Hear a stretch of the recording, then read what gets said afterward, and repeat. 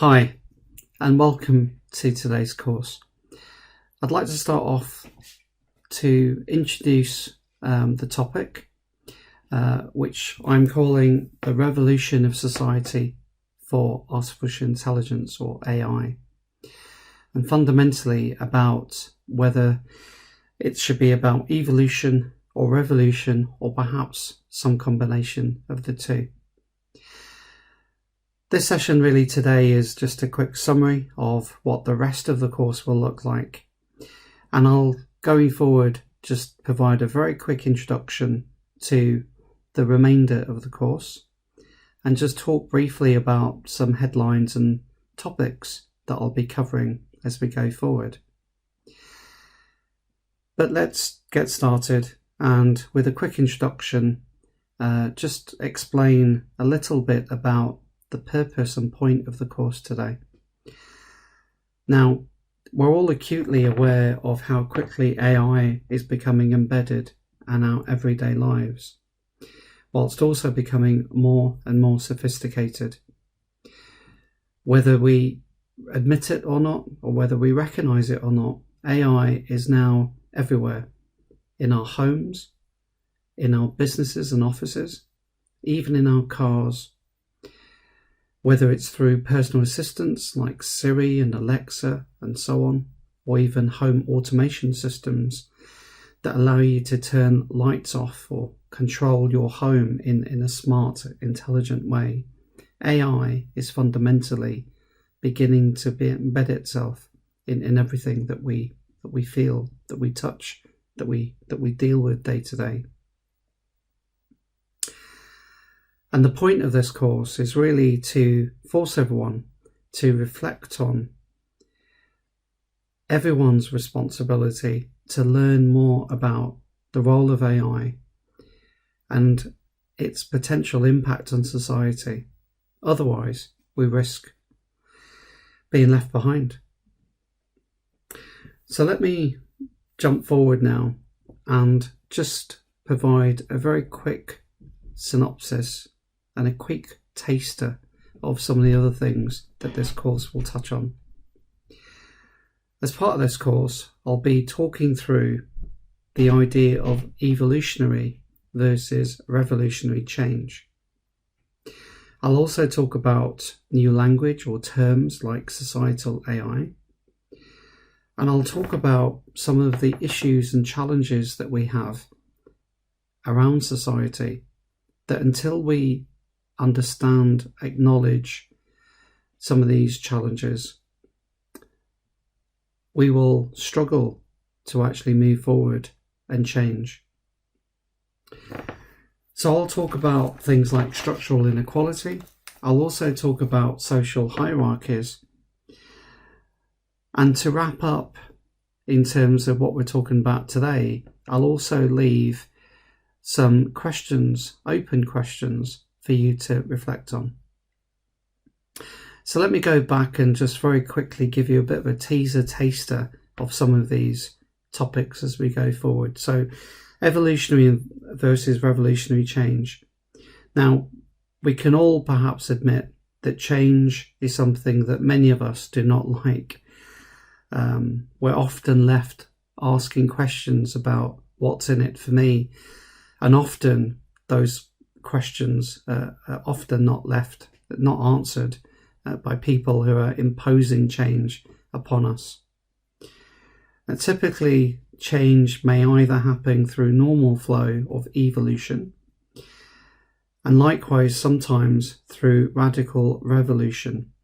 I think the main point that I want you to leave with today is that in order to move forward, we need some type of integrated model of the two to truly help us understand and embrace complexities and perhaps our impediments of our society, that until we embrace and understand them, we will struggle to really move forward and get better.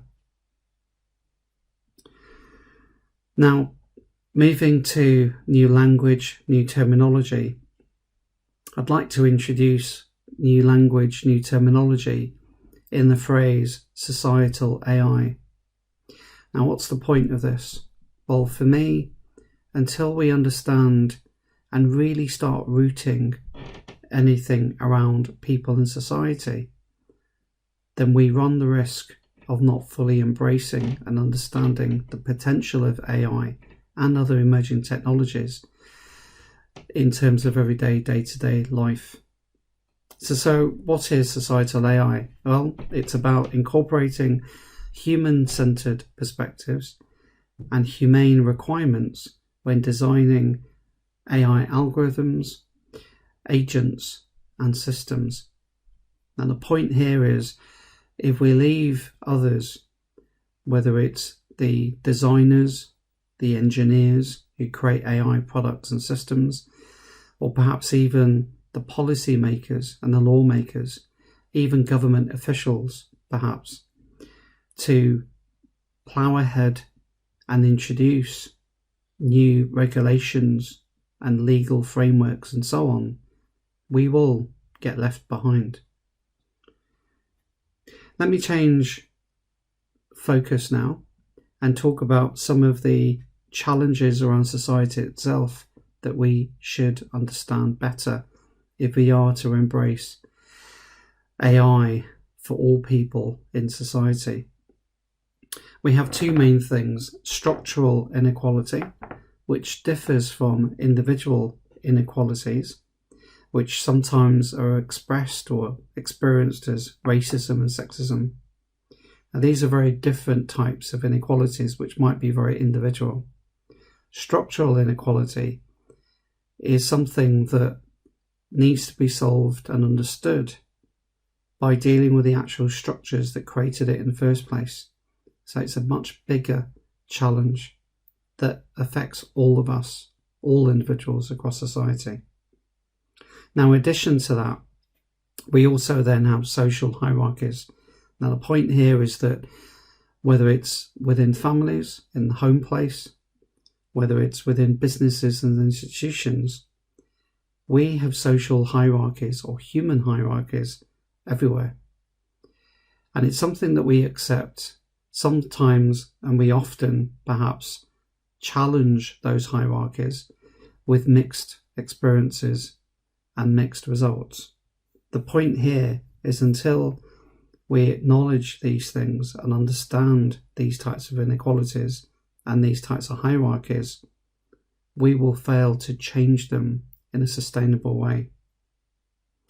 Now, just to quickly wrap up, in terms of moving forward and also seeding a couple of questions for reflection, I want you to just think that in order for us to move forward and truly understand and leverage things like AI and emerging technologies for all people across society, we need to challenge the status quo, both of our social hierarchies and bureaucracies, and ultimately fundamentally change them and challenge them. Otherwise, we run the risk of maintaining prejudices and biases and inequalities, which ultimately will affect AI and emerging technologies and smart systems and solutions and services that ultimately we as people will inevitably consume. Now, question: can the average layperson or even social experts truly foresee the future? Do these types of individuals, including you and I, actually understand the potential of AI, both as a force of good as well as perhaps a force for bad? Ultimately, AI and emerging technologies are nothing but tools that we as people in society ultimately will use these tools, potentially for good and potentially for not so good. The point here, and something to take away, is that we all need to reflect on what new normal actually is, what we want it to be. As we gradually come out of the COVID-19 pandemic across many countries across the world, we generally now need to start thinking about what the future society will actually look like what its shape will be, and probably most significantly, what the role, purpose, value of AI and emerging technologies will actually be, and whether or not these technologies will actually be a force for good that serves all of us in a fair, equitable, and transparent way. This is all above and beyond topics like responsible AI, ethical AI, and so on. This is more and above everything to do with designing AI products and systems. This is about you and I, people in everyday society, understanding and taking in our hands the future, shaping it in the way that makes sense for us and our children. Thanks for your time. Look forward to seeing you again very soon. Bye for now.